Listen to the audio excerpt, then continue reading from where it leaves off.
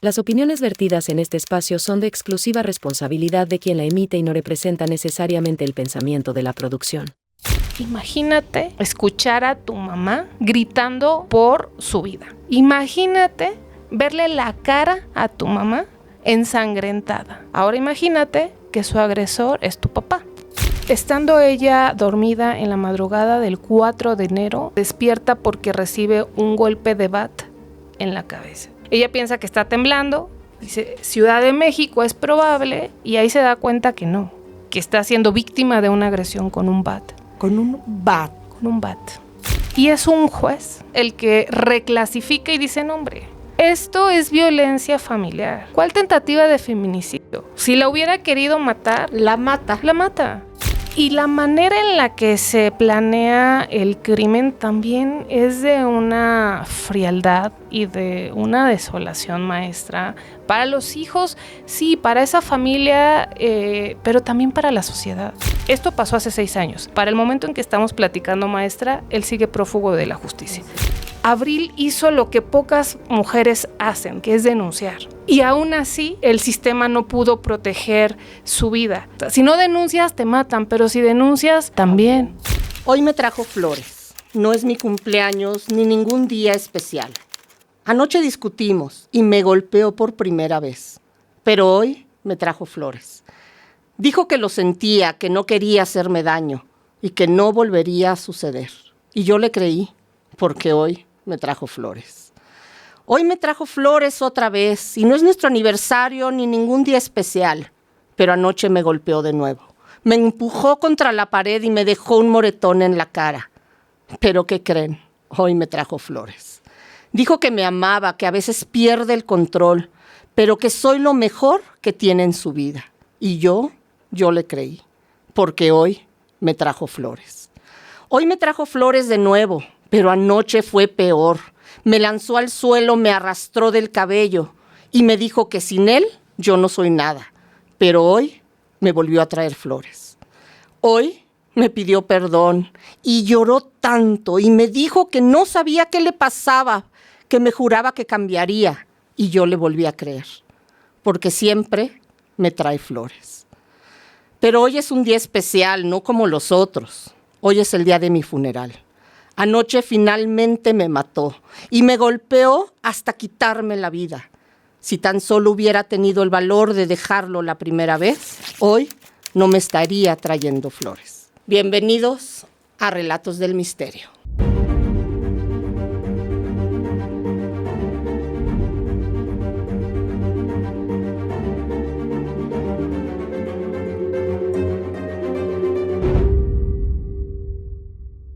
Hoy tengo a una invitada que ustedes ya conocen bien. Es host del Sistema Podcast y creo que no hay mejor persona para tratar este caso de Abril Pérez, de este feminicidio que nunca debió suceder, pero que hoy nos encargaremos de recordar y darle honor a quien honor merece. Hola, Fabi, ¿cómo estás? Muy contenta, maestra, de compartir otra vez espacio contigo. Qué fuerte entrada. Qué fuerte, ¿verdad? Te quedas...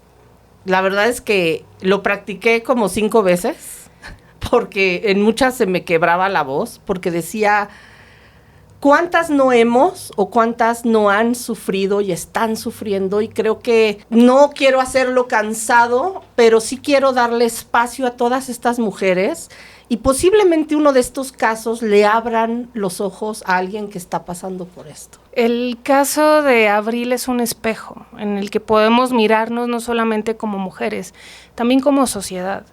Es un feminicidio anunciado. Así es. Ella gritó, temo por mi vida, y el sistema de justicia no hizo nada.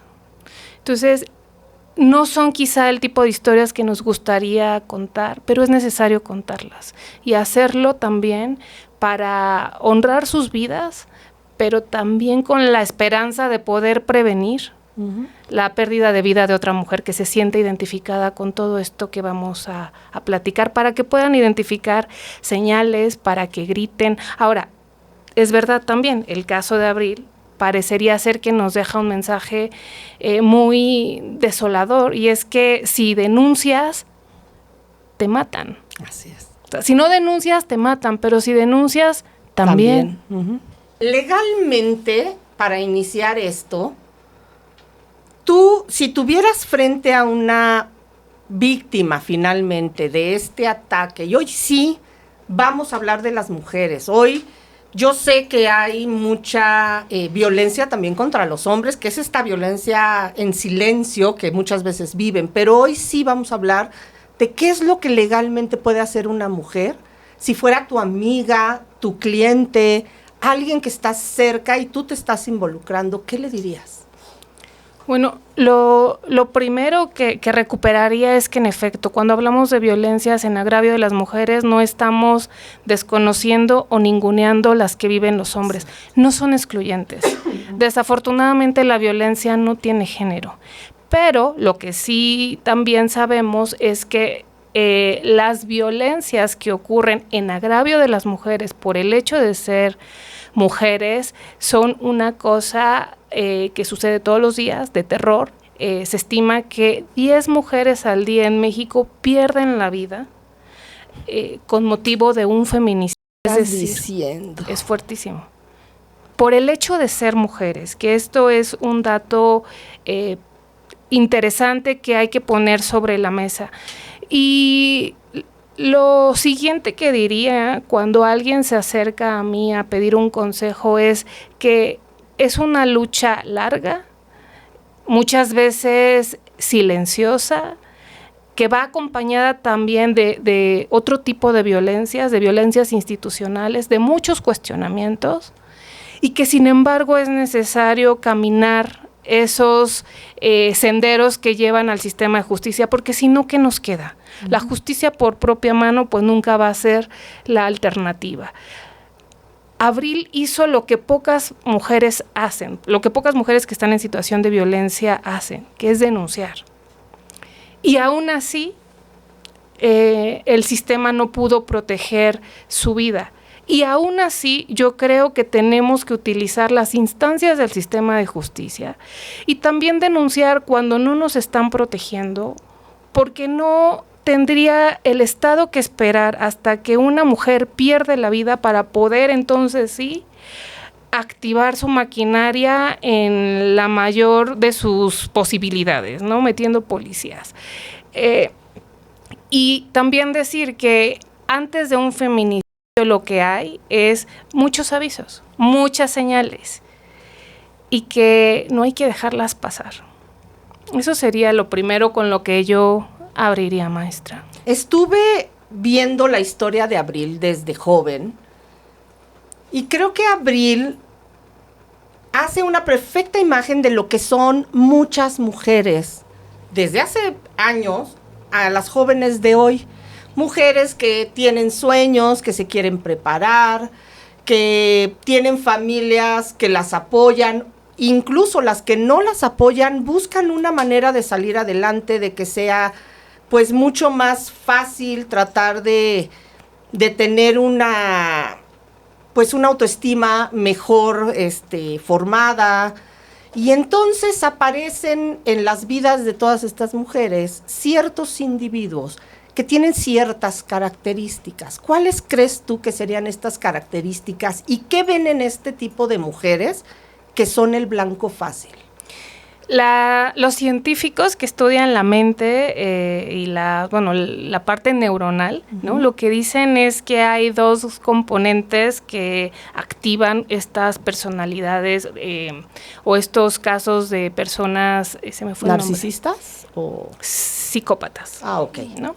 Que son, hay una cosa que ya es genética, esto se ha podido medir con resonancias magnéticas a los cerebros. Por ejemplo, hay un experimento muy interesante que se hizo en Estados Unidos en el Pabellón de la Muerte con sujetos que habían cometido crímenes bastante atroces y lograron identificar que sí, que hay diferencias en el cerebro de estas personas, pero luego hay otro componente que es el ambiente, y eso involucra las familias, la sociedad y las oportunidades que tienen, no solamente de desarrollo, sino también el amor que reciben.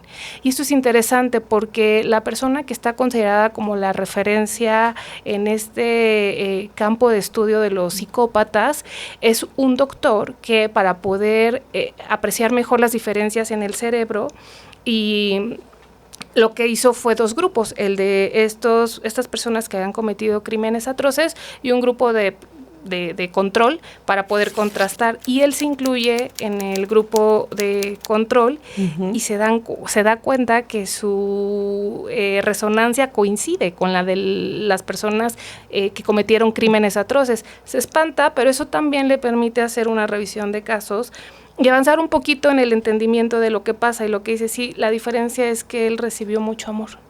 O sea, el amor es un componente muy importante. El amor, el ambiente, claro, y todo el entorno, ¿no? Y bueno, a partir de esto lo que diría es que hay datos que están considerados como típicos de una personalidad psicópata, como por ejemplo el control, la baja tolerancia a la frustración, la manera en la que reaccionan cuando no obtienen lo que quieren, la manipulación, y esto lo vemos en el caso de Juan Carlos N., el feminicida de Abril, porque lo que cuenta la historia de Abril es, se conocen en la universidad, 2 jóvenes de familias privilegiadas, acuden a un colegio particular, tienen estudios universitarios, él consigue una beca, se va a estudiar a Estados Unidos, se vuelve un profesionista interesante y importante en un campo además poco competido, va creciendo. Y ella disminuye su actividad profesional porque se casan, tienen 3 hijos, y lo que ella narra es que muy rápido empieza a detectar estos comportamientos agresivos y controladores de él, celosos también. Así es, ¿no? La celotipia. Entonces, esta información se confirma en muchos casos, o sea, la manipulación, las reacciones violentas. Otra característica que se les atribuye a este tipo de personas es que son encantadoras también. Oh, sí. ¿No? Tienen esta dualidad. Socialmente son percibidas como inteligentes, exitosas, simpáticas, pero en la privacidad de sus hogares y con sus familias son irascibles, violentos, manipuladores, agresivos, y eso lo encontramos en este caso. Vemos la historia de, digamos, un psicópata integrado, que sería como el caso de este hombre. Vemos estos narcisistas, y entonces lo primero que pensamos es, vamos a ver su pasado, a ver qué tanto sufrieron, qué tanto carecieron. Pero no todos los casos resulta que el hecho de que hayan sufrido los hace un psicópata. Claro. O hay psicópatas que ni siquiera sufrieron violencia cuando eran jóvenes. Y esto, por eso el caso de Abril también y de Juan Carlos N., nos dice mucho de que no necesitas padecer ni social ni económicamente para convertirte en uno. No tienes un pasado que ya de hecho sea como esta bandera roja que te diga, fíjate en el pasado. A veces el futuro es el que los va como que formando. Y otra cosa que te quisiera preguntar, ¿por qué para estos hombres les es tan fácil maquinar o mostrar estas 2 máscaras, ¿no? Como en la historia de Hoy me trajo flores, o sea, me golpea, pero luego me compensa. Y entonces eso es lo que nosotros no entendemos y por eso nos quedamos. Y también por eso muchas veces la primera reacción, incluso no del sistema de justicia, el sistema de justicia por supuesto también, pero social, es la de culpar a las víctimas. por esta contradicción entre los comportamientos, ¿no? Lo que dicen también los estudios y las personas que estudian este tipo de personalidades es que los psicópatas abundan, o sea, son muchísimos, sí, ¿no? Pero están intercalados entre nosotros y de repente lo único que falta es que se active una cosa que detone este otro comportamiento más violento. Y eso hace, estos mensajes confusos hacen que sea difícil de poder, y sobre todo si la persona sí está sana, hace difícil que te puedas imaginar que van a terminar con tu vida. Porque por un lado te mandan mensajes de amor, por otro te tienen también viviendo, en el caso de Abril, es una familia que estableció su domicilio conyugal en Monterrey, en una zona bastante privilegiada, ¿sí? Con comodidades, aunque ella era profesionista y tenía actividad profesional, pues había insistencia según lo que sabemos de él para que no trabajara, porque no tenía necesidad, para que estuviera en su casa, para que tuviera una vida tranquila. Y había también muchos datos relacionados con enojos de él por celos, y luego había estos episodios de perdón, de pedir perdón, y de promesas de no va a volver a ocurrir, que esto lo vemos también típico. Muchísimo, está presente, y eso también confunde mucho a las personas que están en una situación así, porque además cuando hay hijos, esto se vuelve más complicado de resolver, porque dices, híjole, bueno, sí le voy a dar otra oportunidad, porque también hay que quitarnos la idea de que los psicópatas son monstruos a tiempo completo. Exactamente. Y esto lo hace muy confuso. También son estos seres encantadores que un día te pueden llenar de palabras amorosas, de flores, de experiencias gratas, y que lo que generan en las víctimas y en quienes sobreviven a este tipo de personas es la idea de que pues ya entendió y de que tienen algo más grande que va a hacer que cambien su comportamiento. Además de que también hay que considerar que una persona sana, ¿cómo se va a imaginar que la persona a la que ama, el padre de sus hijos, puede llegar hasta donde llegó, por ejemplo, el caso de Juan Carlos, que en él sí vemos esta personalidad, además sumamente peligrosa, porque habrá también diferentes graduaciones entre los psicópatas. Sí. Habrá unos que son menos agresivos o menos violentos o peligrosos. Yo no sé qué tanto influya también, como en este caso, el dinero. Era un hombre con poder y con dinero. De hecho, él nos ensucia las manos. Juan Carlos le paga a alguien para que le dispare y la mate.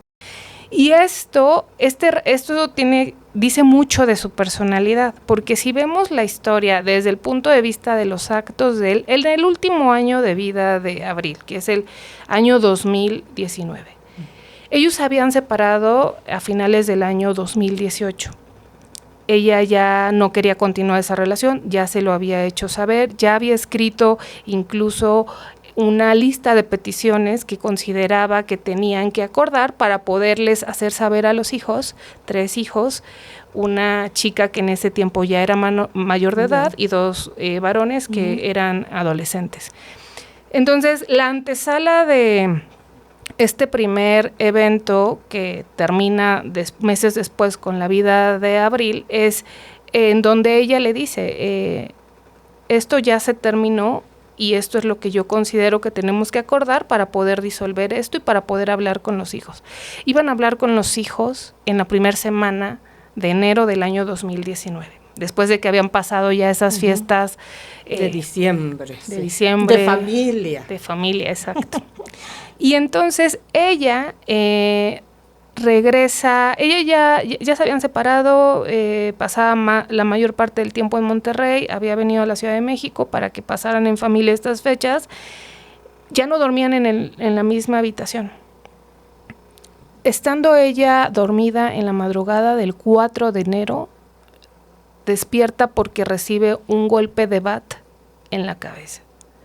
Ella piensa que está temblando, dice, Ciudad de México es probable, y ahí se da cuenta que no, que está siendo víctima de una agresión con un bat. Con un bat. Con un bat. Él la toma por el cabello cuando ella se despierta y intenta defenderse y la mete al baño y ahí saca un bisturí y forcejean y ella empieza a gritar. Entonces uno de los hijos acude a la habitación y se da cuenta, el hijo le salva la vida y se da cuenta que el padre la está atacando. Y entonces presentan esta primer denuncia. Entonces, este dato es importante en relación con la personalidad de estos agresores, porque es el primer intento que se tiene al menos como documentado en una carpeta de investigación. La información disponible también refiere que él ya había intentado asfixiarla en el 2017, pero no estoy segura que de eso haya una carpeta de investigación. Este dato es importante, lo que ocurre en enero, porque no queda ahí. Ella va, lo denuncia y él tiene la oportunidad, como cualquier persona que hace algo, alguien que se sale de sus casillas, que no le midió, que se le fueron, como dicen por ahí, las cabras al monte, ¿no? Podría reconsiderar y espantarse mucho de sus propios actos e ir a buscar terapia. Él, en lugar de hacer eso, pone tweets en esa misma noche donde dice que Abril ya lo mató y que se llevó todo su dinero y que además acabó con un matrimonio de 26 años. Esto a mí me parece que es muy gravísimo. Sí, y le manda mensajes a un amigo y le dice: Abril me atacó y me estoy desangrando y encárgate de que todo mundo sepa. Cuando él se queda en el cuarto del baño, no se sabe si él mismo se provoca una cortadura con este bisturí, de la cual se toma fotografías. Claro. Y la publica. También toma fotografías del charco de sangre que dejó Abril. Exacto. Que ni siquiera era su sangre. No era suya. Y lo que no se sabe es si en el forcejeo que tuvieron cuando ella intenta defenderse, ella le provoca esa cortadura en el brazo, o si él se la hace después. Una autolesión. Exacto, pero ahí este es otro dato. El hecho de que pararan ese episodio violento no lo hace arrepentirse o reconsiderar sobre sus propios actos. Sigue maquinando cómo destruirla, y entonces genera si se cortó o no es irrelevante, sí, claro, porque lo que hace, no importa.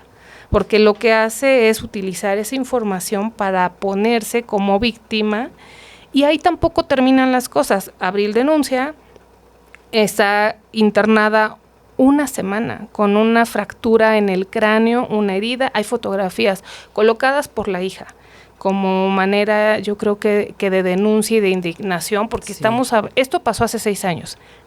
Para el momento en que estamos platicando, maestra, él sigue prófugo de la justicia, el esposo.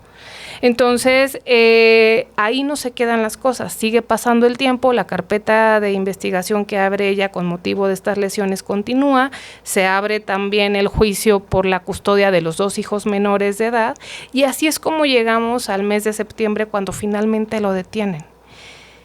Lo detienen, y esto es interesante porque generalmente lo que vemos es que las fiscalías tienen problemas para poder presentar las acusaciones ante los jueces. Generalmente las fiscalías son la puerta que le cierran en la cara a las mujeres y les dicen, ¿qué crees, mamacita? Hoy no, esto no exageres, ¿no? En este caso no. La Fiscalía de la Ciudad de México entiende la gravedad del asunto, porque además hay cosas muy fuertes. No solamente está los informes médicos de todas las lesiones de ella, está la narración de ella donde dice cómo, quién, cuándo, por qué se lo hicieron, pero está el testimonio del hijo, del hijo que le salva la vida y que también testifica lo que pasó en ese baño. Y entonces la Fiscalía, de manera correcta, judicializa la carpeta por tentativa de feminicidio. Y es un juez el que reclasifica y dice, no, hombre, esto es violencia familiar. ¿Cuál tentativa de feminicidio? Si la hubiera querido matar, la mata. Porque además el bat no es un arma, es un instrumento de un juego, una cosa fuertísima. Y sigo avanzando porque... O sea, ¿te crees lo que estás diciendo? O sea, lo estás diciendo y estás diciendo, ¿cómo puede ser que estoy diciendo esto? Es increíble. Aquí lo que lo que se sospecha es que hubo dinero. Pues Así es. Porque era tan evidente. O sea, muchas veces lo difícil es probar que te atacaron, que te amenazaron, que te hicieron. Aquí si algo sobraba era evidencia. Sí. Muchas veces lo difícil es que la fiscalía te crea y que hagan su trabajo y que presenten las acusaciones. No, en este caso sí se hizo eso. Pero el juez, que además tenía ya, después se supo, antecedentes de proteger a otro tipo de violentadores, dijo no, aquí yo no veo nada, esto es violencia familiar, y entonces, aunque primero sí lo detienen en septiembre, estuvo pocas semanas, estuvo cerca de 50 días en reclusión, y sale por esta reclasificación del delito, entonces le cambian la medida cautelar, ya no tiene que estar en internamiento siguiendo el proceso, pero durante el tiempo que está en prisión es cuando conoce a quien le va a encargar, ellos le llaman el trabajo, que es ir a asesinar a Abril. Y entonces, por eso hablo de esta peligrosidad en la personalidad, porque siguen pasando las semanas y lejos de que haya un arrepentimiento, lo que hay es una continuación de esta maquinación de cómo me voy a deshacer de ella. Y la manera en la que se planea el crimen también es de una frialdad y de una desolación maestra para los hijos, sí, para esa familia, pero también para la sociedad. Exacto. Porque ¿cómo darnos cuenta? ¿Cómo podría sospechar alguien? Lo mencionas hace ratito. Generalmente solemos estigmatizar a personas de ciertos grupos de la población pensando que solamente ellos pueden cometer ese tipo de crímenes. Este caso lo que nos enseña es que no. No importa el nivel educativo, no importa el bienestar económico que tengas, se estima que el salario de él mensual era de 500,000 pesos. Porque era ejecutivo de Amazon México. Sí, y había tenido otros cargos igual de importantes me parece que en Electra, en Walmart. Era una persona exitosa profesionalmente. Entonces, no vemos esto que tú decías, un ser humano triste, un niño que creció violentado, sin oportunidades, ¿no? No vemos eso. Cuando estaba yo leyendo los empleos, como bien dices, que tuvo, las ganancias económicas que tenían, que entonces, no sé, cualquier persona que estudie, que se va creando una carrera o que entra a una empresa y piensa que va a ir escalando, y este sueño, imagínate, $500 million en un mes, dices, es que ni siquiera sé lo que estoy diciendo, ¿no? Pero ¿qué parte tú creerías como abogada, como doctora en derecho que eres tú, que no tienes cualquier preparación, has visto muchas cosas y tienes toda la experiencia? ¿Qué parte en las empresas que no tienen también filtros en cuestión de manejo de estos exámenes psicológicos, de profundizar más allá de si estos psicópatas integrados le funcionan a las empresas? Porque son los que van a correr sin tocarse el corazón, van a cambiar de puestos, van a poner, van a quitar, y eso funciona para una empresa. Pero ¿dónde está el nivel humano? Estos recursos humanos que no están detectando a estas personas. Híjole, creo que estamos súper lejos todavía de poder aspirar a empresas que tengan esta responsabilidad. No dudo que las haya. Y yo conozco algún caso en donde se dio una situación de violencia de un directivo hacia una de las... es que no quiero dar muchos datos por confidencialidad, pero bueno, lo que quiero decir es, sí hay personas, sí hay empresas, sí hay dueños de empresas que tienen una política de cero tolerancia, pero creo que seguimos siendo muy reactivos. Hasta que no pasa algo, no se actúa. Creo que preventivamente todavía yo no conozco casos en donde se averigüe con suficiencia quiénes son las personas que están contratando para posiciones directivas. Lo mismo pasa en el servicio público. Exacto. No hay una discusión de si alguien, por ejemplo, que es mal padre o que es un deudor de alimentos para con sus hijos, debería o no ocupar una posición de poder.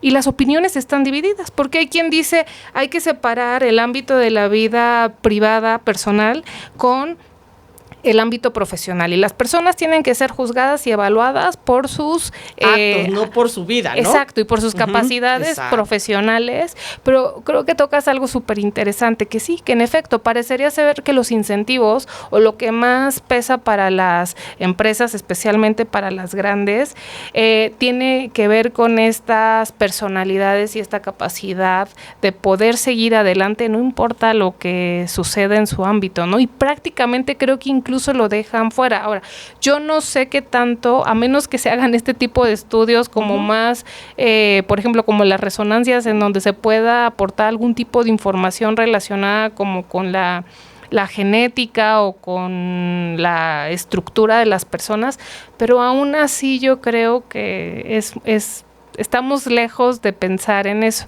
Ahora, generalmente este tipo de perfiles pues también son muy hábiles, por eso escalan, ¿no? Y también eso es muy desolador, cuando uno ve en cualquier empresa, yo creo que no importa qué tan pequeña, mediana, grande, claro. Muchas veces, maestra, no sé si tú te has quedado con esta sensación, yo sí, muchas veces, por experiencias de trabajo en donde he estado, en donde dices, híjole, es que parecería ser que para poder aspirar hay que estar dispuestos a, y que es pasar por encima de las personas, porque los psicópatas no es que no se den cuenta del daño que ocasionan, del sufrimiento, es que no les importa. Eso, exacto. Sí, no es que tengan una incapacidad, no es que no vean que están pasando por encima de alguien, es que no les importa. Y de eso estamos llenos en las Ahora, hay muchas conductas, microconductas también que revelan esto y que dan mucho escalofrío, maestra.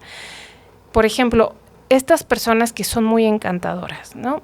Y muy cordiales mientras el viento corre a su favor, digamos. Pero en cuanto tú les pones alguna consideración o no obtienen algo de ti que estiman, se vuelven en otras personas completamente. Sí. Y ahí puede ser un indicador a lo que le podamos prestar atención, pero también creo que todavía no existen esos mecanismos para poder decir, oye, esta persona esto, porque se queda nada más como en experiencias aisladas, ¿no? Y desafortunadamente creo que hasta que pasa algo mucho más grave es cuando se revisa hacia atrás el historial de esa persona y dices, pero claro que esto era... no se iba a poner mejor. En el caso de Juan Carlos, el feminicidio de Abril, a mí una de las partes que más escalofrío me causa, ¿no? Es esta preparación del momento en el que la van a asesinar. Él conoce, cuando está estos 50 días que está en reclusión, conoce a alguien de ahí y le dice, quiero que maten a Abril. Y esa persona le dice, ¿yo tengo quién? Yo tengo quién. Y lo conecta con otras personas que están afuera. En el Inter, Juan Carlos sale de la cárcel y le dice a esta persona, te voy a pagar. Con Rodolfo y con Juan Carlos, ¿no? Así es, se llama también Juan Carlos Rodríguez. Sí, que además ellos están confesos. Hay 9 personas detenidas por este caso y una prófuga, que es Juan Carlos N., el principal, el ex esposo, así es, y del que nunca se ha sospechado de su participación en esto. Y él, estando fuera de la cárcel, le dice a Rodolfo, te doy 180,000 pesos para que la mates. Ve a Monterrey y hay 2 lugares en donde te la puedes encontrar y donde puede estar muy bien que lo hagas. Cuando va a recoger a mis hijos de la escuela o cuando va al gimnasio. Hace uno de los viajes o hace los 2 viajes, pero no puede concretar el trabajo. Regresa y él le dice, yo te voy a decir cuándo la vas a matar. Y le dice, ella va a venir, porque en paralelo se estaba llevando el juicio por la custodia de los 2 hijos menores de edad. Entonces, él solicita que le hagan una evaluación psicológica a estos jovencitos para demostrar que ella les causa daños.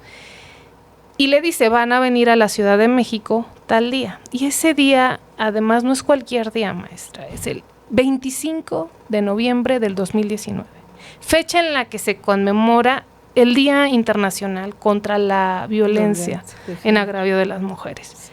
Entonces, ese día, por la mañana, hay manifestaciones en la ciudad,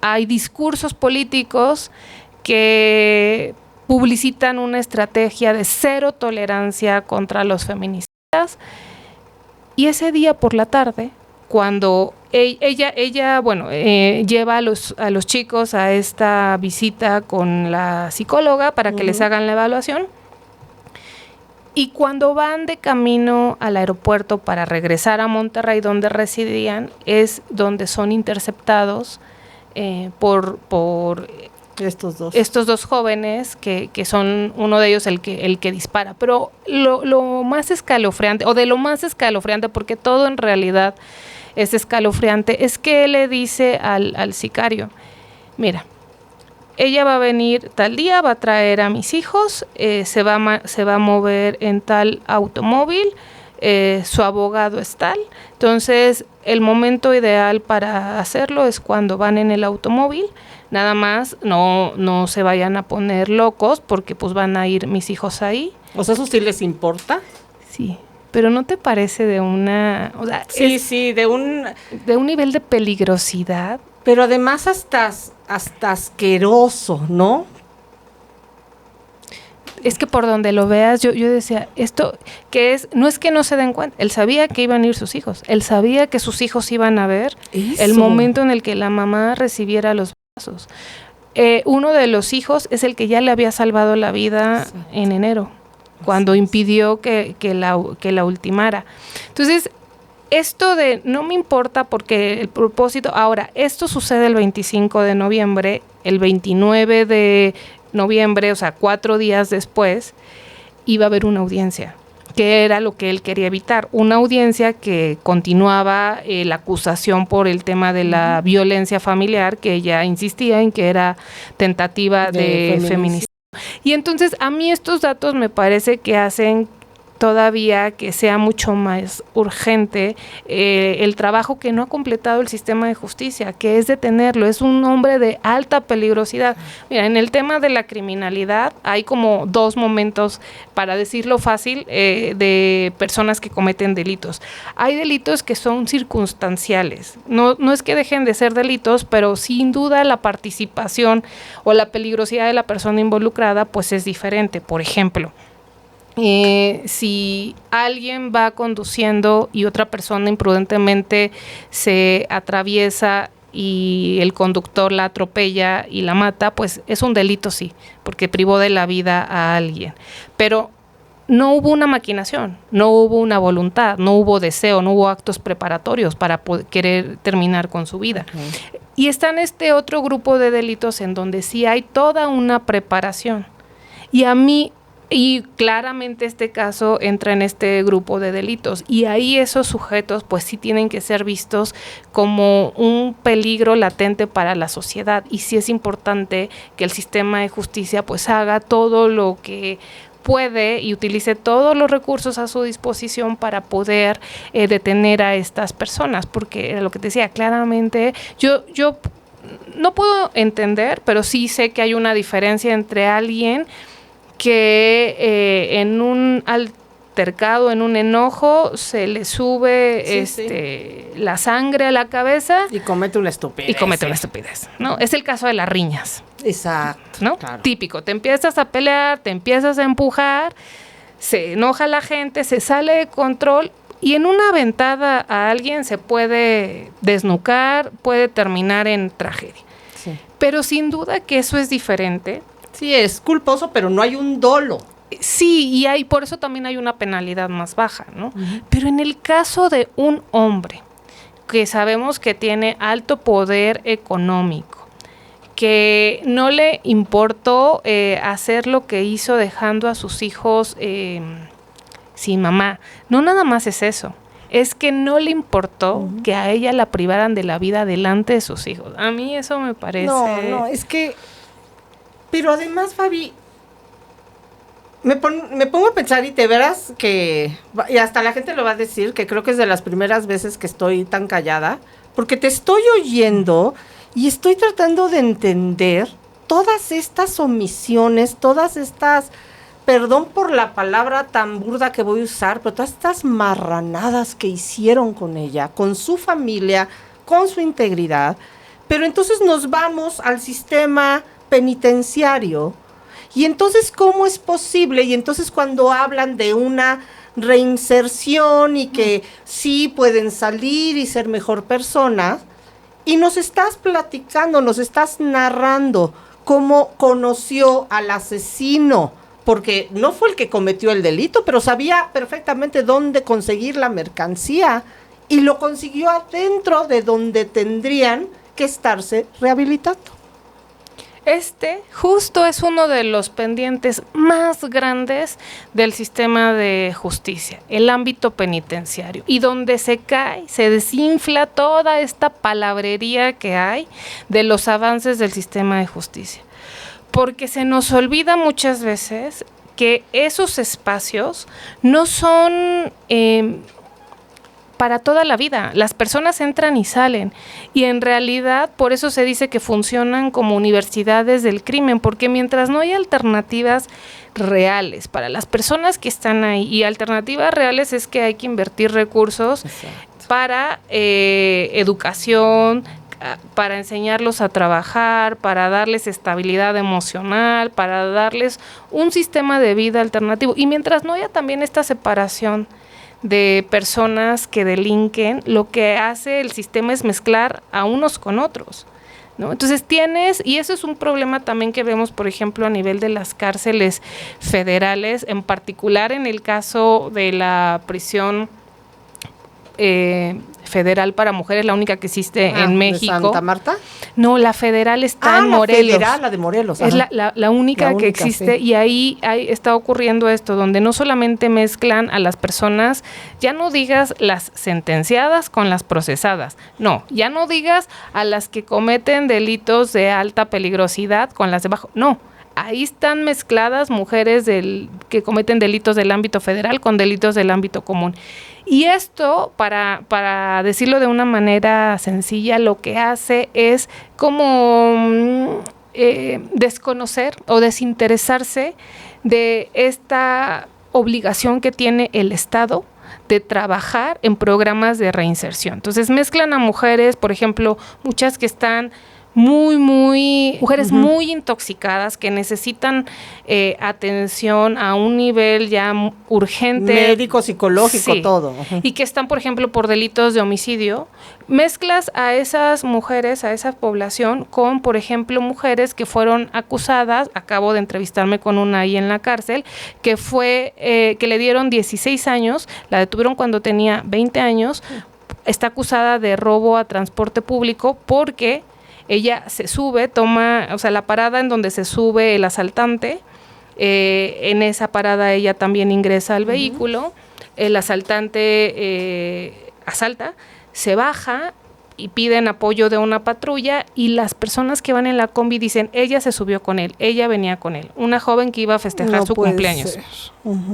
Y le dan, y por ignorancia, porque sería muy complejo de explicar, pero porque los asesores dicen, tú vete a un abreviado, declárate culpable y te van a dar menos. Rápido. Y ella, pues, por ignorancia dice sí, y por falta de dinero y de recursos para poder asesorarse bien, hasta que se entera que tiene 16 años, de los cuales ya lleva 9 ahí en reclusión con 2 hijos afuera.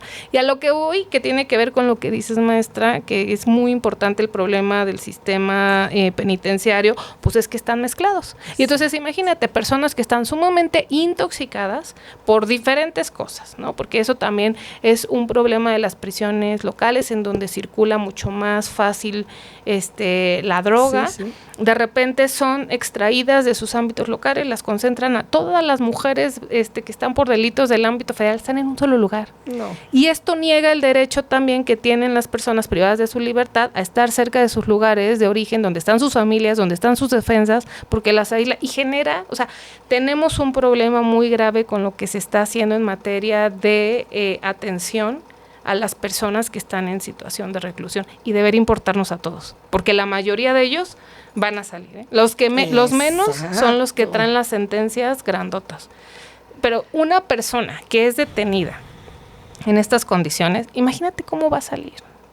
Enojada, frustrada. No, decepcionada, dañada, odiando a la sociedad. Si esta joven de la que te hablo, pensemos, concedamos que su historia es como es. No tiene ella acusación de que traía arma, ya no lesionó a nadie. Ella dice, yo estaba en el momento erróneo, equivocado, ¿no? Pero supongamos que la respuesta del Estado para ella son 16 años de prisión, suponiendo que incluso hubiera robado. El monto de lo que le robaron a las personas es 3,000 pesos, no hubo heridos. 3,600 pesos. Y por eso 16 años. No. ¿Y qué persona nos va a regresar una vez que ella salga y obtenga su libertad? ¿Qué persona nos va a devolver el Estado? Una que ya es a la que le dio el Estado alternativa, suponiendo que ella lo hubiera hecho y que el Estado diga, ok, te tengo que privar de tu libertad para que entiendas que tu comportamiento es antisocial y que hay otras maneras. Que hay consecuencias. Exacto, ¿no? Y que estuvo mal. Entonces, por eso te interno, porque la cárcel no es, desde el punto de vista de su concepción, un lugar de castigo, es un lugar de reinserción. Claro, de reformar. Claro, tú pasas ahí, o sea, te ves, es como te saco de la sociedad y te doy alternativas que a lo mejor no tuviste para que entiendas que tu comportamiento es indebido.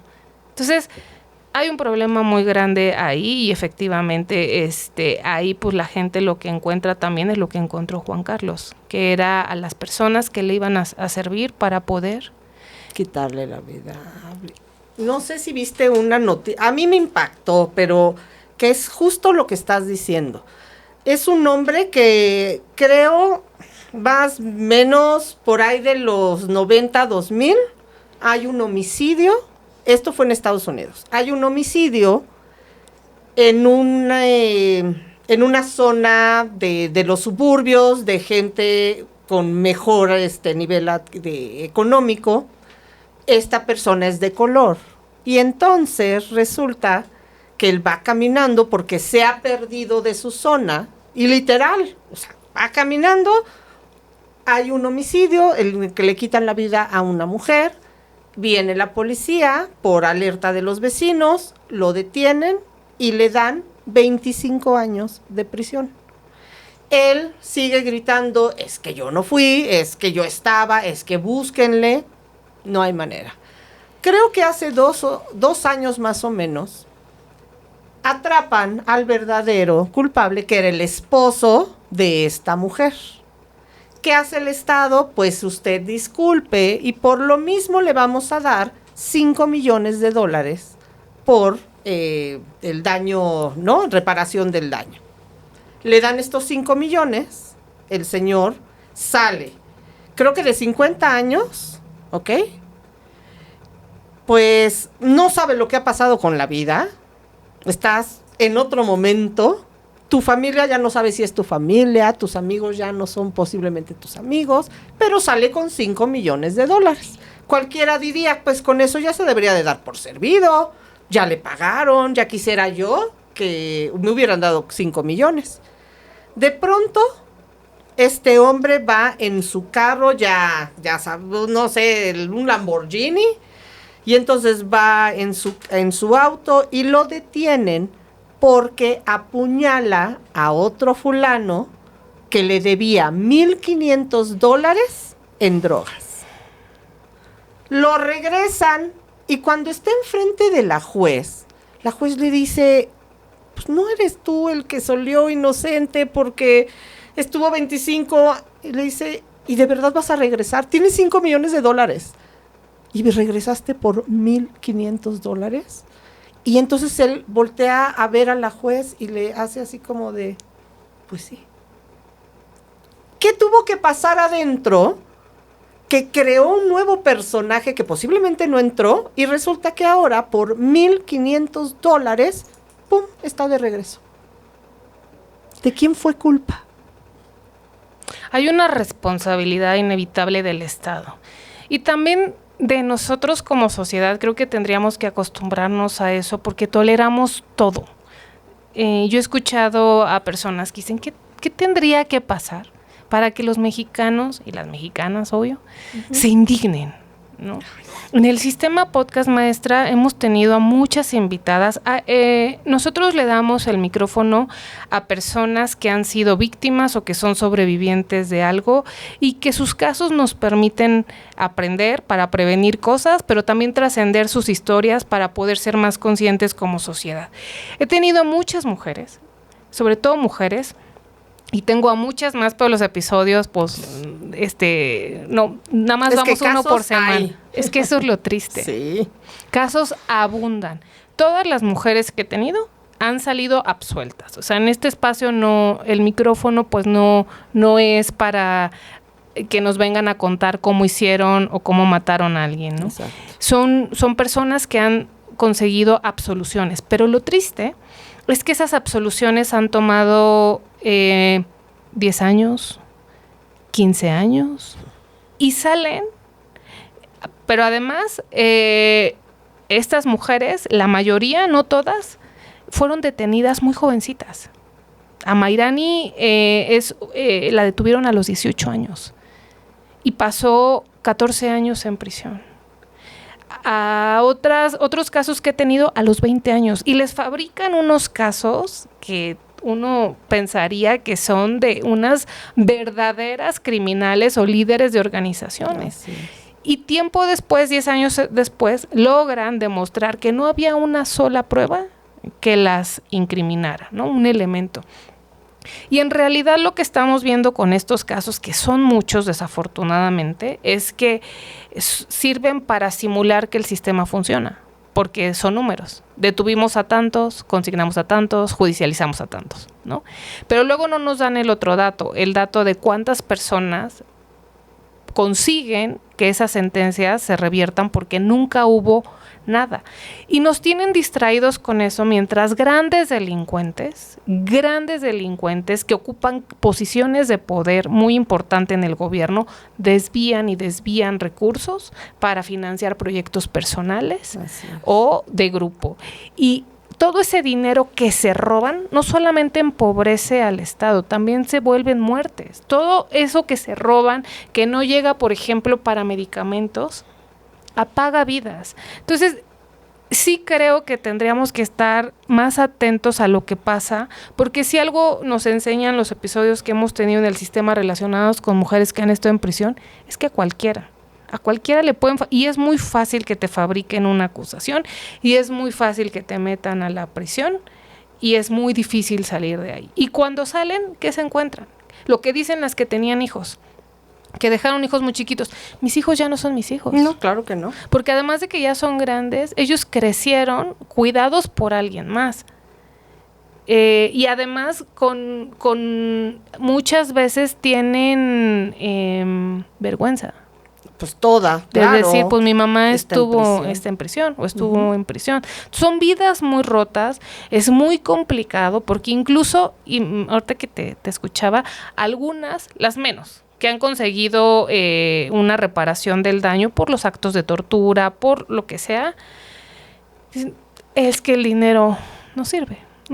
Y además, una vez que salieron, por ejemplo, alguien que estuvo 12 años injustamente, yo hablo de casos de injusticia, ¿no? Claro. Alguien que estuvo injustamente acusado 12 años, logra salir de ahí y se va a aventar otros 6, 8, 10 años para pelear una reparación del daño. A ver, se les va la vida. Pues, ¿para qué?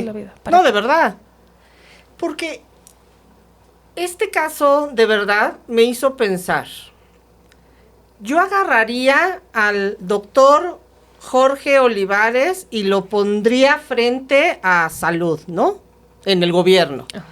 Yo agarraría a la doctora Fabiola Navarro y la pondría, de verdad, al frente de la justicia. Y así te puedo decir personajes, no sé, me agarraría para seguridad pública, chance a la licenciada Eren. ¿Por qué ustedes, que tienen estas capacidades, y lo digo honestamente, porque, híjole, yo no sé quién es más afortunado, si nosotros o el señor José Grajales Pepi Chema, que tiene una visión también para elegir a las personas. Y aquí tenemos frente a maestros verdaderos que nos enseñan todo el tiempo, y lo digo honestamente, Fabi. O sea, son personas que para mí es un orgullo poder estar sentada al lado de ti. ¿Por qué no están ustedes en un lugar así? Y no es por capacidad, ¿eh? Bueno, lo primero que diría es que las palabras dicen más de quien las dice que de quien las recibe cuando son tan generosas. Muchas gracias por la parte que me toca. Y yo creo, esto lo he pensado y tiene que ver mucho con el tema de los psicópatas y los sociópatas. Y no quiere decir que todas las personas que están en posición de poder lo sea, quiero ser cuidadosa, pero sí lo pensé, maestra, porque hace un año yo terminé un proceso que inició 2 años antes, participé en lo que fue el último proceso para designar magistraturas federales antes de esta reforma del Poder Judicial, que estableció que ahora las personas eligen por voto popular. Antes de que llegara esa reforma, el último procedimiento que se hizo para poder ocupar magistraturas vacantes a nivel federal de un tribunal muy importante, que es el que le sigue en importancia a la Suprema Corte de Justicia de la Nación, yo me inscribí en ese proceso, participamos 250 personas, y al final únicamente quedamos 15 personas repartidas en 5 ternas, y el último paso, quien hace las ternas es la Suprema Corte de Justicia de la Nación. Entonces, primero hay una revisión, eso ya no existe, curricular, donde te revisan todo, méritos, trayectorias. Yo orgullosamente puedo decir, maestra, lo cubría, pero orgullosamente además puedo decir que no conozco a nadie, no conocía a nadie en la Suprema Corte de Justicia, no tengo familiares abogados, no soy hija de un abogado, no. Yo presenté mi expediente, 25 años de carrera profesional, lo revisaron en la Corte, fui avanzando etapas, comparecí ante los integrantes de la Suprema Corte a sustentar mi candidatura y tuve la suerte de ser puesta en una terna. Esas ternas pasan al Senado. Primero compareces ante la Comisión de Justicia, también tuve el honor de comparecer ahí con mucha dignidad, porque yo no traía ningún sello partidista ni ninguna tacha en el expediente. Y 2 años se quedaron ahí porque ya estaban cocinando esta reforma, pero a lo que voy es que yo llegué a pensar, el proceso termina finalmente después de 2 años cuando se aprueba la reforma y se sabe que el Senado ya no va a votar esas ternas. Yo estaba propuesta para la Sala Regional Monterrey, que tiene 8 estados, una circunscripción bien interesante, todo el país es interesante, pero pues esa era mi circunscripción. Claro. Y mi reflexión, maestra, tiene que ver con lo que tú decías. Al final, cuando se aprueba la reforma y empieza la gente, algunos a emocionarse con esa reforma, otros a preparar papeles para inscribirse, a mí muchas personas de mi entorno profesional entonces me decían, oye, sí te vas a inscribir, ¿no? Pues si tú ya, además, si ya pasaste el filtro de la Corte, si después de 2 años en el Senado nadie te sacó nada, pues tú... Y yo lo pensé y dije, no, porque lo que implicaba pues es ir a pedir apoyos ahora sí partidistas para que llegues a la boleta, porque al abrir tanto la puerta para que todo el mundo claro. No hay manera, no hay manera de que sea por méritos ni curricularmente.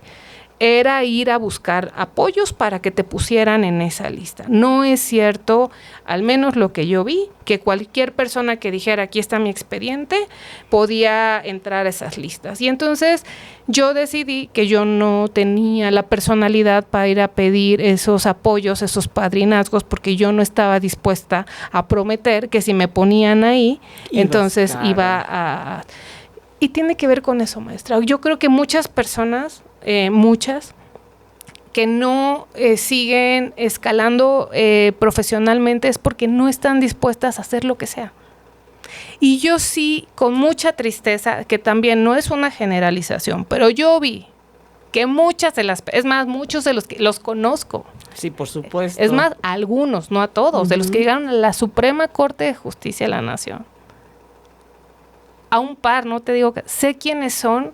Y digo, claro, pues entonces si se necesita eso, yo nunca voy a poder estar ahí. Si eso es lo que se necesita para llegar, No tengo esa personalidad. Y entonces prefiero estar haciendo una labor de servicio, como yo entiendo el espacio, los espacios que tenemos, el privilegio que tenemos de contar historias para poder aprender cosas. Prefiero hacer eso y luego ver cómo resolvemos lo demás, que hacer lo que muchas personas hacen y que están asociadas a estas personalidades que pueden pasar por encima de lo que sea. Pueden prometer lo que sea, maestra. Es que sí me enojo, me acuerdo y me da mucho y me da tristeza también. Exacto, porque tú eres de las personas que no solo lo vive a nivel profesional, sino lo vives a nivel propio, ¿no? Entonces, cuando vemos estos casos como el de Abril, pero aquí podría yo decir un nombre por cada letra del abecedario. No es solo Abril. Abril está siendo hoy, pues, una persona que nos va a ayudar a entender lo que sucede. Pero si le cambio a Patricia, pero si le cambio a Inés, a Jimena, no importa. Entonces, hablamos de las responsabilidades de las empresas, de la sociedad, de a nivel secretarías, a nivel personal, familiar, como todos pusieron su granito, y no para bien, para que ese día, ese noviembre, dejara de existir una más. No importa quién era una persona que necesitaba justicia, que desafortunadamente el Estado no le iba a brindar. Y ahorita dices tú, hay mujeres que tú has tenido que le fabrican pruebas. Es que Abril las tenía, no solo físicamente, las tenía en papel, las tenía en eventos, en testimonios, pero no fueron suficientes. Y entonces, ¿qué pasa cuando le quitan la vida? La asesinan en la Ciudad de México, yendo rumbo al aeropuerto. Iba en el automóvil de su abogado, en el asiento del copiloto, sus 2 hijos atrás. El hijo, el que ya la había salvado una vez, es el que pide apoyo al 911, en lo que el abogado se orilla, llegan paramédicos, la trasladan a un hospital, pierde la vida. Estamos hablando del 25 de noviembre. Para el 16 de diciembre de ese mismo año, Juan Carlos, su feminicida, escribe una carta dirigida a la entonces jefa de gobierno de la Ciudad de México, hoy presidenta de la República, Claudia Sheinbaum, diciéndole, yo no fui. Yo no fui y al contrario, yo la denuncié porque ella era violenta y di las pruebas, yo no fui. Él sale del país caminando por una garita de la frontera norte de México y se pierde el rastro de él. La familia, desde el principio, sostuvo los hijos. Es que además una de las hijas ya era mayor de edad. La hija, en una entrevista que yo le escuché, dice, imagínate escuchar a tu mamá, la hermosa voz de tu mamá, gritando por su vida. Imagínate verle la cara a tu mamá ensangrentada. Ahora imagínate que su agresor es tu papá, ¿no? Entonces, él sale de México por su propio pie, sin que nadie se lo detenga, se pierde el rastro. Se logra detener a los homicidas, a los feminicidas materiales, a quienes dispararon, y 3 años después, en una audiencia intermedia, el que dispara confiesa que él disparó, y su testimonio, su confesional, permite saber cosas relevantes y escalofriantes, como cuánto le pagó, que son 180,000 pesos, cómo planeó el asesinato, quién le dio el arma. Se habla también de una mujer. Hay quien dice que era la novia del exmarido, hay quien dice que es la hermana. Ese dato no lo pude confirmar. Y una cosa importante que se logra en ese momento, 3 años después de su muerte, es que el juez no fraccione los juicios para que porque son 9 detenidos. Entonces hay 9 defensas, más la asesoría legal de la familia de la víctima. ¿Nos puedes explicar eso de por qué se tendrían que fraccionar? Porque al haber 9 detenidos, cada uno tenía su propia defensa y participación, ¿no? Y un grado distinto de participación. El que facilitó, el que presentó, el que llamó, Y algunos de los detenidos pues también cargaban con algún otro tipo de delito, por ejemplo, posesión de arma o de marihuana, me parece. Entonces había delitos contra la salud. Y entonces lo que decían era, no, pues ¿por qué nos agrupan como si fuéramos una organización? Porque también hay un delito que se llama delincuencia organizada, ¿no? Y eso suma años, ¿no? Entonces, como que las estrategias de defensa de ellos decían, no, pues llevan cada uno en lo individual.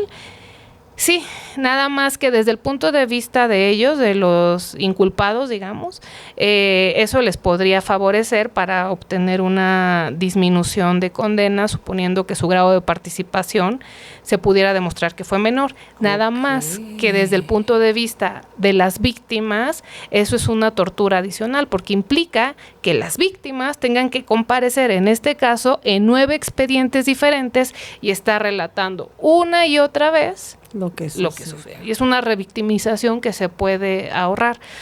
Eso se logra, lo consiguen los asesores legales de la familia, que no se escindan estos procedimientos. Y ahí, por primera vez, se logra también obtener este señalamiento directo en contra del feminicida. Que aunque se sabía, se sospechaba, pues no se tenía una prueba directa, ¿no? De que él era el autor intelectual. Se sospechaba, pero no se tenía. Y esta confesional cumple todas las formalidades del procedimiento. Y entonces esto pues ya lo vuelve el objeto central de la acusación. 3 años después de esto, 2 años y algo después, porque esta audiencia es en junio del 2023, 2 años y cachito después, sigue sin estar detenido, sigue prófugo de la justicia. Hay una ficha roja que se levanta Interpol. Ante Interpol, pero no está. No está. Es tan poderoso probablemente, o es el poder económico, o son tantas las complicidades, que él sigue prófugo de la justicia. Pero a ver, Fabi, explícame una cosa a mí y a todos los que nos están escuchando, que seguramente les está haciendo ruido esto. Hablas de el feminicida de Abril y de los autores materiales. ¿Por qué se le dice feminicida a él, o sea, al esposo, a Juan Carlos, si él no fue el que ejecutó el feminicidio, sino fue el autor intelectual? Porque él lo planeó y él lo pagó. No lo ejecutó directamente, pero se valió de alguien para ejecutarlo. Pero la razón para que sea feminicidio y no un homicidio ordinario, tiene que haber de por medio una razón de género. En este caso, una razón de género es el vínculo sentimental o familiar, porque ya estaban divorciados, y el pleito en medio por la custodia de 2 de los hijos. Entonces, las razones de género tienen que ver con ese desprecio hacia esa relación familiar y su negativa de que ella obtenga lo que ella plantea, lo que había planteado en enero como lo mínimo indispensable para poder funcionar como una familia divorciada, ¿no? Y en el caso del asesino material, que es el que jala el gatillo, el que le da los 2 disparos que terminan con su vida, no hay una razón de género, porque él ni la conocía. Para él es un homicidio calificado, por supuesto. No hay vínculos, no hay un vínculo. No hay un vínculo. Okay. Él dice incluso en esta audiencia intermedia, la de junio del 2023, él dice que no la conocía. Le dice a la familia, a través de los representantes legales, que no es personal, que él nada más estaba realizando un trabajo, que les pide perdón, que se arrepiente, pero que necesitaba el dinero. Esa es la diferencia, maestra. Ok, y entonces, a nivel legal y a nivel sentencia, ¿quién recibiría mayor sentencia? ¿El feminicida intelectual, que sería el caso de Juan Carlos, o la sentencia que ya se le dio a los materiales? Tendría que ser mayor la del feminicida, que puede alcanzar hasta 70 años. Está más penalizado un feminicidio que un homicidio, incluso con algunas agravantes. A los homicidas, a los autores materiales, a los responsables materiales se les dieron 52 años, a 2 de ellos. No todos están sentenciados y se les condenó a la reparación también del daño, que es por 560,000 pesos. Sí, $500,000 de pesos. Lo que ganaba en un mes el otro infeliz. De hecho, lo que pagó es menos de lo que ganaba en un mes, porque se estima que ganaba 500,000 pesos.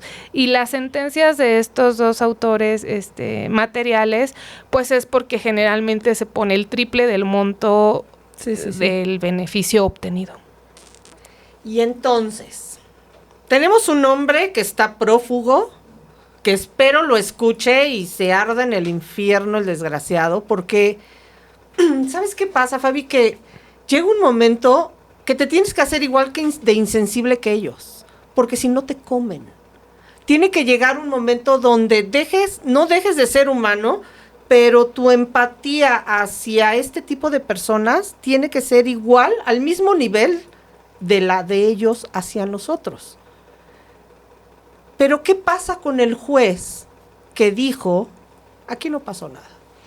A él lo destituyen, no inmediatamente. Él pone en libertad a Juan Carlos N. en noviembre del 2019 y a él lo destituyen del cargo por toda la presión que había, porque Abril se convierte en un símbolo. Así es. Un símbolo de incapacidad también del sistema para protegernos. Ella gritó, ella le mandó cartas a los jueces diciendo, temo por mi vida, me van a matar. Es más, hay la hija, que es la hija mayor de los 3 hermanos, ella cuenta que su mamá tan sabía que la iban a matar, que una semana antes de que la priven de la vida los reúne y les dice que tienen que seguir adelante. No les dice me van a matar, aunque sus actos legales, su comportamiento, su búsqueda de activación de las instancias de justicia era por eso. Claro. Mandó una carta diciendo me van a matar, pero cuando reúne a sus hijos les dice,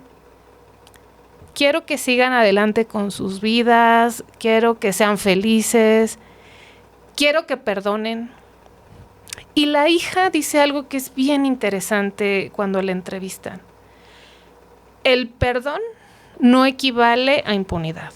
O sea, perdonar no lo entendamos como quedarse callado. Se puede perdonar a alguien y aún así se puede ser, yo estoy parafraseando su frase. Sí, claro. Ella lo que dice, perdonar no equivale a no hacer justicia. Son 2 cosas diferentes. Pero yo retomando eso diría así, uno puede perdonar para estar tranquilo.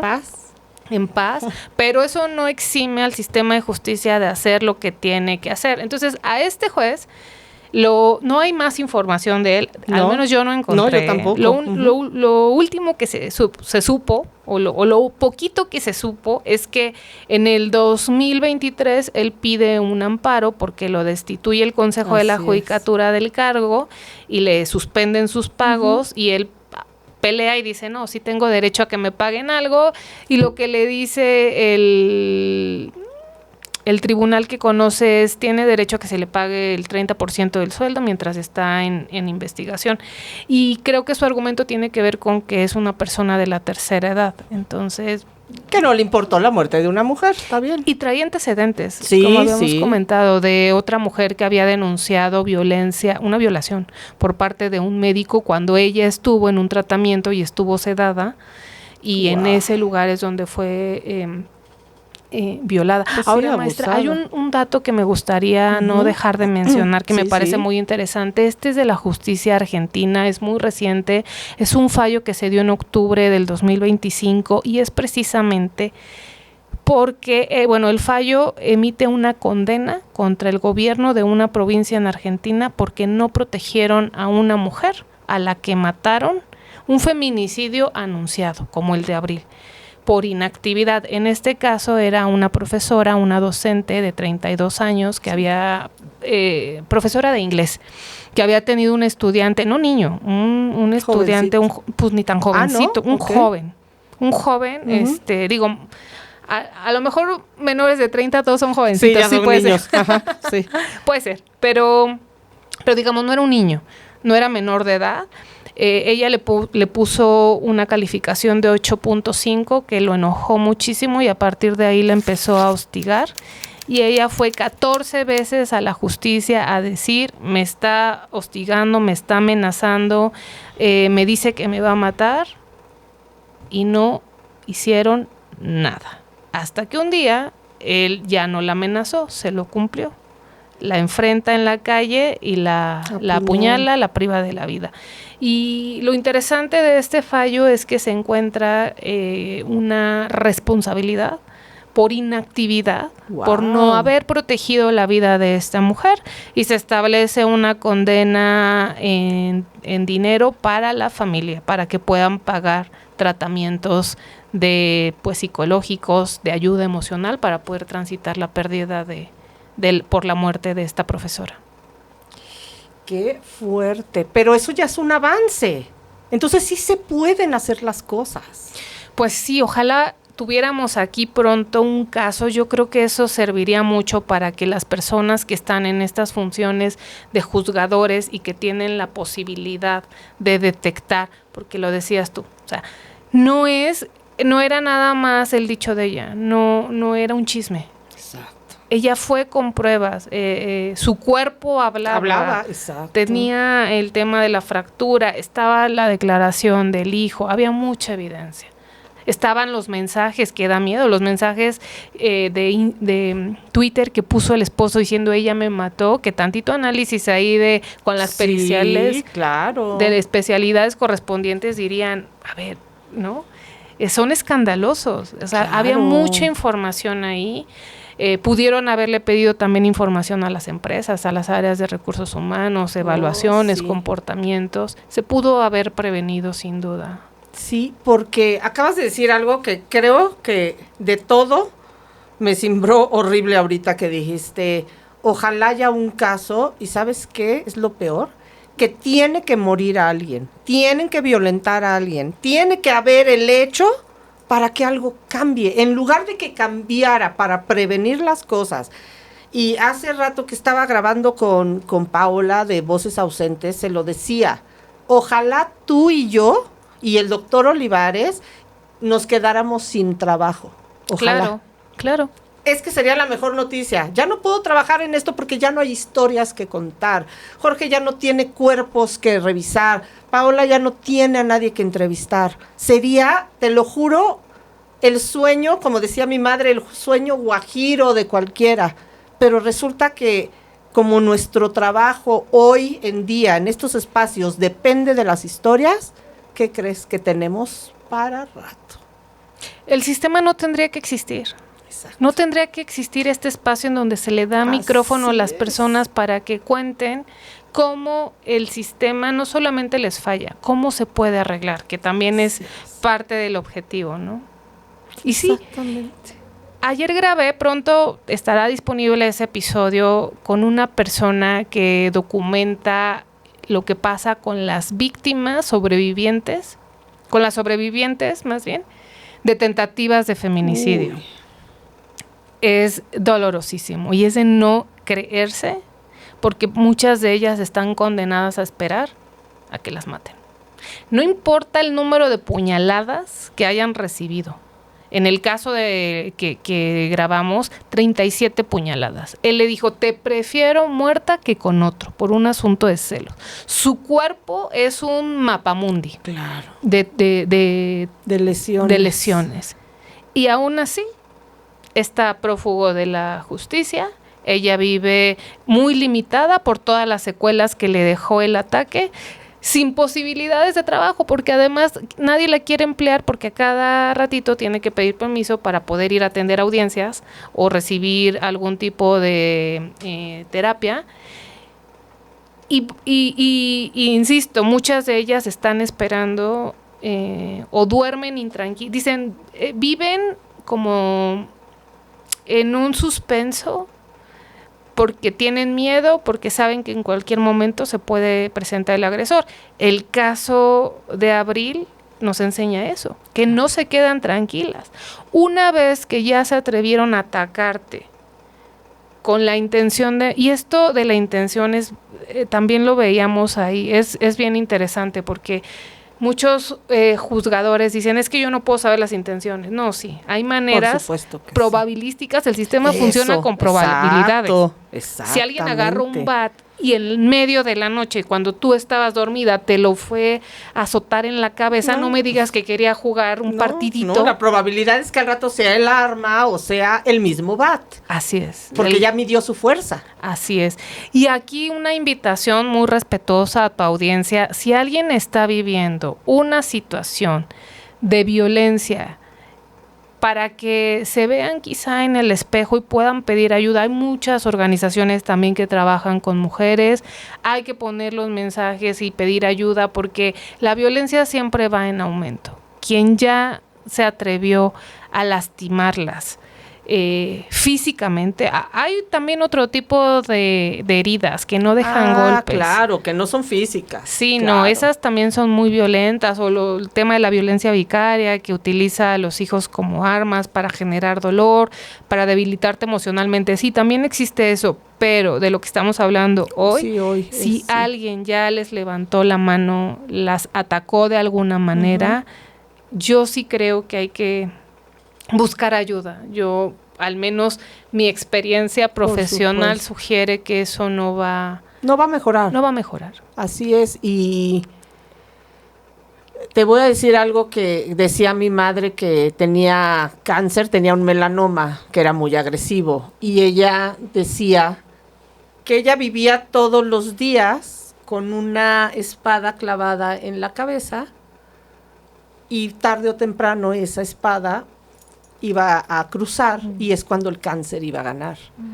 Y esto lo digo porque este tipo de relaciones son cáncer y tienen literal una espada en la cabeza, y en el momento que ellos decidan la van a terminar de clavar. Así que yo he estado haciendo este tipo de casos que me rompen el corazón porque, híjole, yo quisiera hacer más, quisiera ganar millones de pesos en YouTube para poder hacer casas para animales, para mujeres violentadas, pero hoy no puedo, espero un día podré, pero necesitan voz, necesitan espacios, necesitan apoyo, porque hoy podemos pensar que solo las débiles, las frágiles, las que no se quieren, las que tienen algún sobrepeso y por eso no les hacen caso, porque no me veo bonita, porque estoy vieja, porque no estudié. A mí sí me puede pasar, o a las que son guapas, estudiosas, ricas, a ellas no les pasa, no, nos puede pasar a cualquiera.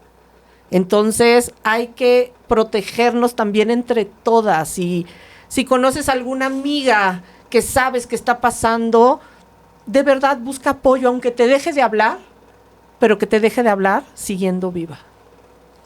Y otra cosa que yo agregaría, maestra, que estoy muy de acuerdo con todo lo que acabas de decir, que es una especie de alegato para llamar la atención y para buscar ayuda, agregaría que también sería muy importante que dejemos de utilizar la violencia como una manera legítima de relacionarnos con estos casos. Dejemos de culpar a las víctimas, porque cada que alguien dice, pues ella lo escogió como marido, nadie le pidió que se casara con él, cuando hacemos este tipo de expresiones o similares, le estamos quitando responsabilidad a los agresores. Así es. Y estamos adicionándole al dolor de la víctima, incluso a la vida que ya no está, una carga que no les corresponde. Las personas, cuando establecemos relaciones afectivas, la mayoría, siempre va a haber casos excepcionales, sí, claro. Y aún así hay que preguntarnos por qué alguien se quedó en una relación si a la vista de todos los demás era violenta. Y antes de juzgar, creo que tendríamos que también aprender a ofrecer ayuda. Así es. Y decir, necesitas, ahora, hay muchas personas también que no pueden identificar que están así porque vienen de familias muy rotas. Eso también es verdad. Ayer con mi invitada reflexionábamos sobre esto, sobre el país que tenemos, ¿no? La fotografía es crudísima. Uh-huh. Las familias que están buscando a sus hijos, esposos, familiares, y que viven con este dolor porque no están sus seres queridos.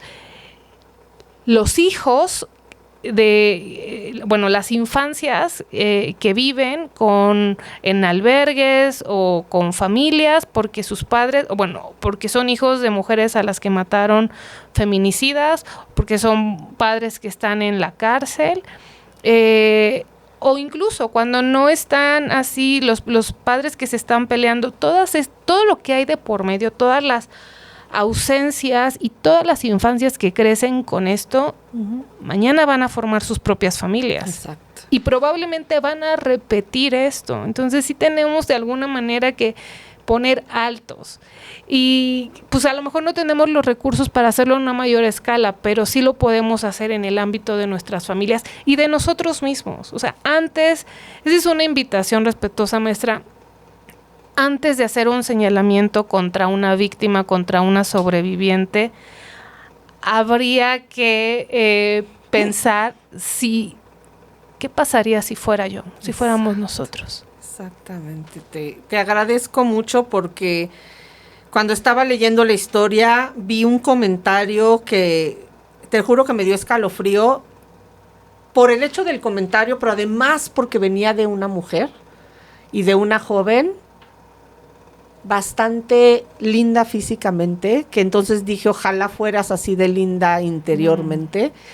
Y el comentario es que ella se lo buscó porque él ganaba mucho dinero y entonces no se quejaba cuando le compraba casas, coches y viajes, porque ahí no se quejaba.